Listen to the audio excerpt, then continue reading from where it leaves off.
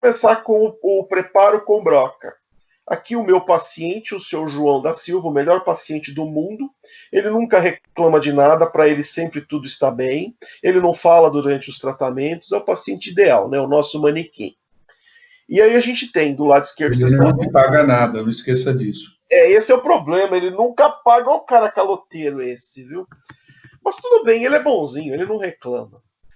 Mas vamos lá, peguei lá o meu pacientezinho, eu peguei a minha broca delimitadora de profundidade. As brocas nacionais, elas vêm com 3 gomos, tá? Essa é uma broca que vem de fora, ela vem com 4 e a ponta ativa dela é cega. Intermédio dos gomos também é cego, ou seja, se eu aprofundar essa broca, eu não consigo fazer mais desgaste do que a própria profundidade do gomo cortante. E na hora que eu passo no meu dente, ele fica exatamente como ao lado direito das fotos que vocês estão vendo aí, tá? Então, a primeira ideia é, pega uma caneta de retroprojetor, pinta o dente do seu paciente, principalmente se você ainda não tiver muita prática, e faz o desgaste. A gente tem que tentar acompanhar a anatomia vestibular dos dentes. Então, se o meu dente tiver 2 inclinações, como é o caso dos incisivos, eu vou fazer esse preparo com 2 inclinações. Se ele tiver 3 inclinações, como é o caso dos caninos, ele tem que ter 3 inclinações. Lembrando que, normalmente, a minha faceta, o guia de inserção da peça para cimentação, normalmente é de vestibular para lingual. Diferente das coroas totais, que só tem um eixo de inserção, que é de oclusal para cervical, as facetas podem ter os 2 eixos. Normalmente ele é de vestibular para lingual, mas ela também pode ter um eixo de inserção de oclusal para cervical, tá? Feito as guias de desgaste, né, passada a broca delimitadora de profundidade em toda a vestibular do dente, a ideia é que eu faça M desgaste. Olha, na foto do lado direito, vocês têm a broca nacional, com os 3 gomos de corte e os 2 gomos não cortantes no intermédio delas, tá? O número dessa ponta montada é o 4142. Existem kits no mercado para preparo de facetas, já vem com todas as pontas diamantadas que são necessárias, inclusive as troncocônicas de ponta arredondada. Feito o desgaste, eu vou começar a unir esse desgaste. Então vamos lá. O primeiro passo é pintar o meu dentinho. Vou usar a cor que eu quiser, vermelho, verde, preto, a cor que vocês quiserem. Vou pintar o meu dentinho. Este dente pintado, e não se preocupem que isso daqui sai com água depois, tá? Mas ele não sai com o spray da alta rotação, ele sai com a escovinha depois, tá? Então, mesmo que escorregue para o dente vizinho, não há problema. Vocês não vão pigmentar o dente para sempre, a não ser que o dente vizinho tenha muita resina. Aí vocês vão precisar dar um polimento na superfície da resina. Então, pintado o meu dente, eu entro então com a broca delimitadora de profundidade, até que ela trave, né? Porque ela vai travar. Não que ela trave na rotação, ela trava no corte, tá? Depois de feito os sulcos vestibulares, né? Então a gente faz o preparo por M-dente. Então vou cortar metade do dente com uma tronco cônica de ponta arredondada. Tá? Então vou seguir as 3 inclinações, né? Incisal, eu posso seguir o médio e o cervical. Fiz o M-dente, eu emendo. Por que eu tenho que fazer dessa forma? Para vocês, principalmente, para vocês terem noção.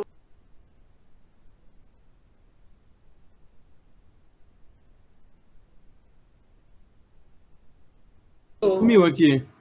Oi? O áudio sumiu aqui. De todo mundo? Agora voltou. Deu uma apagada, mas voltou. Sim, o meu sumiu também e voltou. Meu sumiu também. Vocês ouviram esse daqui? Não, não. Não. Nada daqui? Não. Vamos voltar daqui. Pronto, vamos lá. Tá todo mundo ouvindo agora? Sim. Bora lá. Sim. Uma caneta de retroprojetor, a cor que lhes agradar, e vão pintar a vestibular do dente. Não há problema de trocar essa caneta no dente vizinho, porque isso sai com uma escova de Robinson. Se tiver resina, vai ter que dar um polimento, mas também não é crítico, tá? Com a ponta montada delimitadora de profundidade, eu vou desgastar ou fazer sulcos em toda a vestibular. E depois eu vou fazer a união desses sulcos com uma ponta montada troncocônica, de ponta arredondada, respeitando as inclinações cérvico-incisais do dente. Então, eu vou fazer por M dente. Eu vou desgastar primeiro uma metade, para depois desgastar a outra metade. Esse desgaste é feito por M dente, por quê? Como vocês não têm uma grande experiência em preparo, vocês podem desgastar pouco. Se desgastar pouco, não tem problema. É só ir lá desgastar um pouquinho mais. Vamos começar a ter problema se vocês desgastarem demais, porque aí uma vez desgastado não há retorno.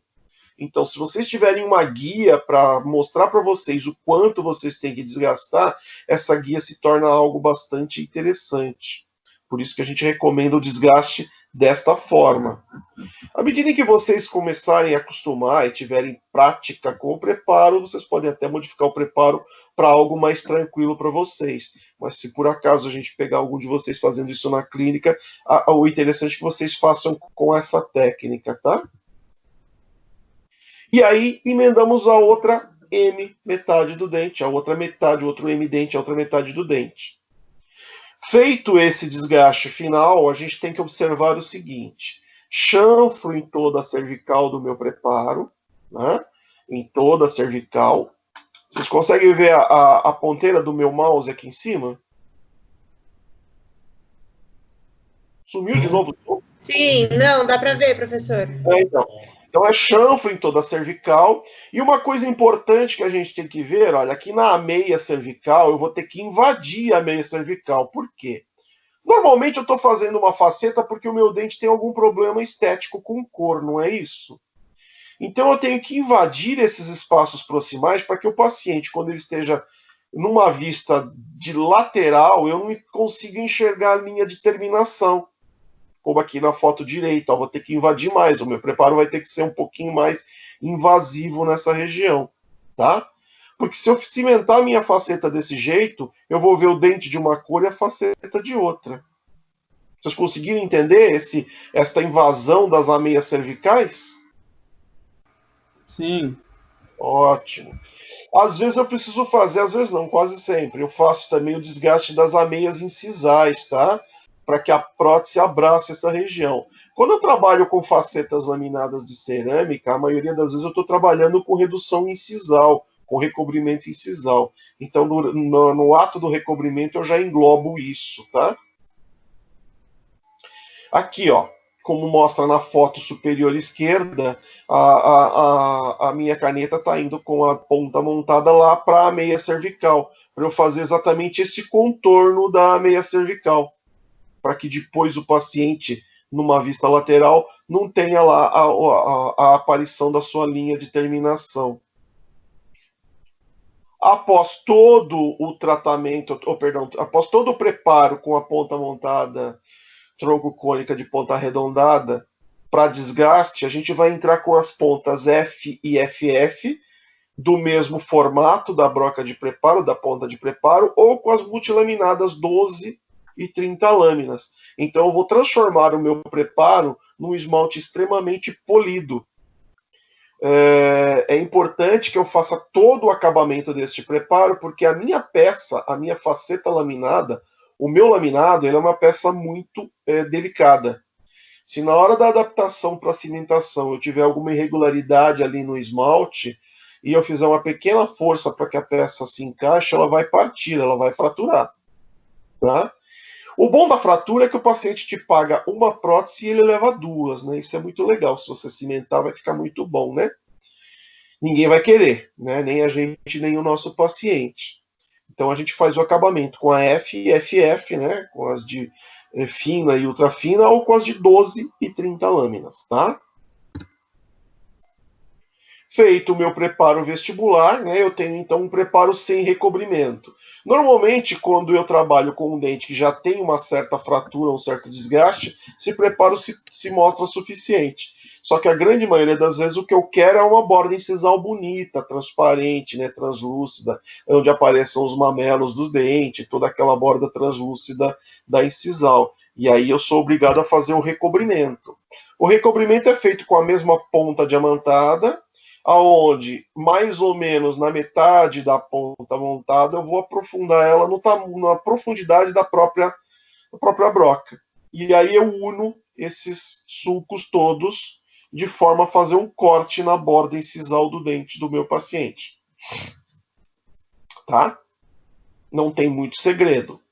O que eu não devo é puxar um chanfro para a lingual de forma a transformar esse preparo, aliás, eu tenho uma foto disso daqui a pouco, para transformar esse preparo num término na forma de J. Isso é muito difícil de se obter um resultado satisfatório, tanto em termos de laboratório quanto na cimentação da peça depois, tá? O ideal é que esse preparo forme um L com a lingual, tá? Aqui, ó. Fazendo de novo o acabamento, ou com as FFF, ou com as multilaminadas, tá? As pontas que vocês tiverem lá, que forem mais adequadas, e o preparo terminado, tá? Quando eu mando o meu paciente, ou a moldagem do meu paciente para fazer o enceramento, então eu tenho outro tipo de guia.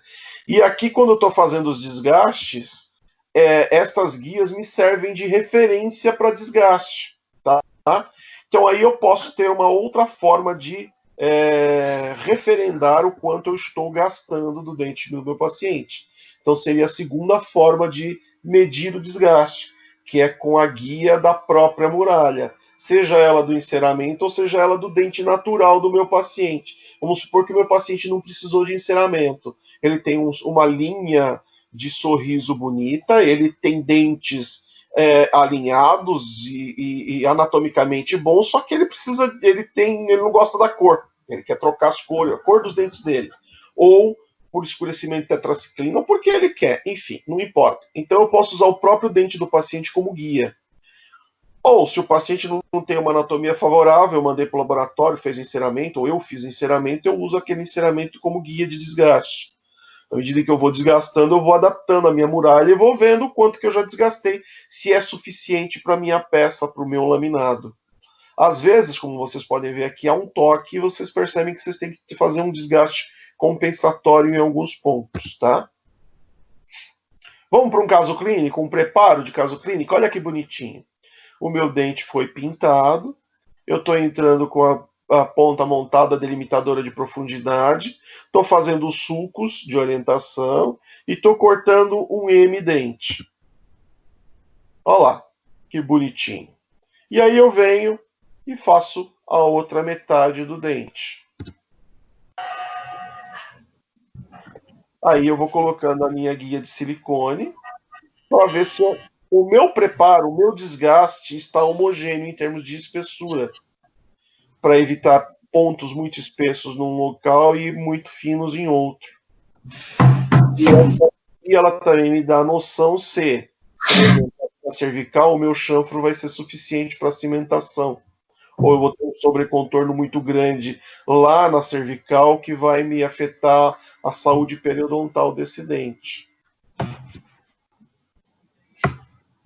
A mesma coisa aqui, olha. Eu usei, então, um enceramento, fiz a minha guia de silicone, aqui à direita. Essa guia é cortada e eu vou colocando no meu dente. Olha, eu basicamente, mesmo sem desgaste, já tenho uma espessura de desgaste suficiente. Então, o que eu vou fazer? Eu vou me restringir a fazer o chanfro cervical, para que a peça se assente, certo? Às vezes, eu quero dar para o meu paciente um sobrecontorno. É um paciente um pouco mais idoso, que já perdeu uma estrutura vestibular de esmalte, e eu preciso dar um sobrecontorno para dar o quê? Um apoio labial maior, né? Suporte labial. A gente faz isso muito com prótese total, onde a gente vestibulariza os dentes para dar suporte labial em pacientes que tem aquele perfil mais... onde ele tem a perda mesmo óssea e o lábio dele invade. Professor, dá licença um minutinho. Pode falar. Eu acho que alguém tirou a tela aí da frente. Não estou conseguindo ver, tem alguém mexendo. José, alguma coisa aqui. Como assim? O José tá mexendo aí, ele tocou. Tem alguém, ele vocês colocou não a tela mexerem dele para compartilhar. Se vocês não mexerem no programa, ajuda bastante, sabe? A gente consegue dar uma aula um pouco mais tranquila, né? A minha tela foi tomada, é isso? Isso, ele estava... Agora não está aparecendo nada. Foi, parou de projetar. Tomou o controle da situação. Você vai ter que compartilhar de novo. É um hacker. Assistindo a aula que é melhor. Professor, bloqueia para ninguém ficar usando sua tela. Restringe você assistir a aula, só isso. Eu não sei para que. Deixa eu ver se eu consigo. Você não consegue travar aí, Alípio? Deixa eu ver. Não, volta aí, volta normal, vamos ver se dá. O povo não tem o que fazer, fica mexendo na coisa dos outros. Bora lá. Em qual slide vocês pararam de ver? Eram as guias de silicone ali. Acho que é isso aí que você está me falando. A sua? Essa aqui? Essas aqui, não? Ou anterior? Essa mesmo, Bruno. Essa vocês viram? Sim. Sim. Viram? Ótimo. É bom que a gente pega todo mundo. Outra forma, então, é pegar o nosso ensinamento, né? Pessoal, agora fecha o áudio, por favor. Fecha o áudio, por favor. Vocês pegam uma guia de silicone, né? Assim que vocês pegam essa guia de silicone, ela serve de guia para saber o quanto de desgaste vocês têm que fazer. Pode ser que vocês, a hora que provarem no dente, olha, no canto inferior direito da tela, pode ser que nesta hora, neste momento, vocês percebam, puxa vida, olha, eu não vou precisar fazer grandes desgastes.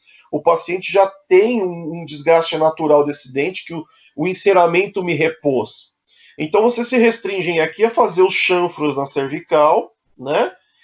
E, quando muito, remover de algum ponto onde esteja um pouco menos espesso. Pô, mas eu não preciso desgastar todo o esmalte? Não, se a minha ideia é repor, por exemplo, suporte labial, não tem sentido eu cortar para depois repor. Eu simplesmente faço a faceta com sobrecontorno em cima do esmalte e tudo bem, né? Para isso que serve o mocap. Vocês experimentaram isso aqui na boca do paciente antes e ele se sentiu à vontade. Eu vou mostrar o mocap já para vocês, tá? E aí a gente começa a recortar essas guias de silicone para orientar o nosso desgaste. Suponhamos que eu precise desgastar, então eu vou recortando e vou vendo, olha, eu preciso tirar um pouquinho mais aqui, aqui já tá bom, olha, já tem borda incisal suficiente cortada, não preciso recortar, certo? E esta guia, ela pode me dar também por incisal, né? Então eu vou colocando a guia lá na incisal e vendo o quanto de desgaste vestibular eu já fiz. E naquele ponto que a gente viu naquele slide lá atrás, eu retorno, olha, eu retorno, faço uma marca, eu recorto e volto a colocar a guia, olha aqui no canto inferior esquerdo, tá? Uma outra forma de me guiar no preparo é me guiar pelo mocap. Então, eu fiz a moldagem da boca do meu paciente, do lado esquerdo, mandei para o laboratório, foi feito o enceramento, e esse enceramento eu fiz uma guia de silicone, coloquei a chamada resina bisacrílica dentro dessa guia, e levei a boca do meu paciente, olha, do lado direito. Do lado direito não é o caso terminado. Do lado direito, o que eu tenho é um paciente com o chamado mocap. Ele está com uma resina provisória, uma resina chamada bisacrílica, né? Que é uma mistura de resina composta com resina acrílica. A polimerização dela é super rápida, em 4, 5 minutos ela se polimeriza. E eu tenho, então, condições de transferir para a boca do meu paciente o enceramento que eu fiz. Uma vez esse enceramento transferido, através... Alguém pode fechar aí o áudio que está dando para ouvir aqui, tá, gente? Uma vez transferido isso para a boca do paciente, este mesmo mocap me serve de guia para desgaste. Eu vou desgastar em cima do mocap. Tá?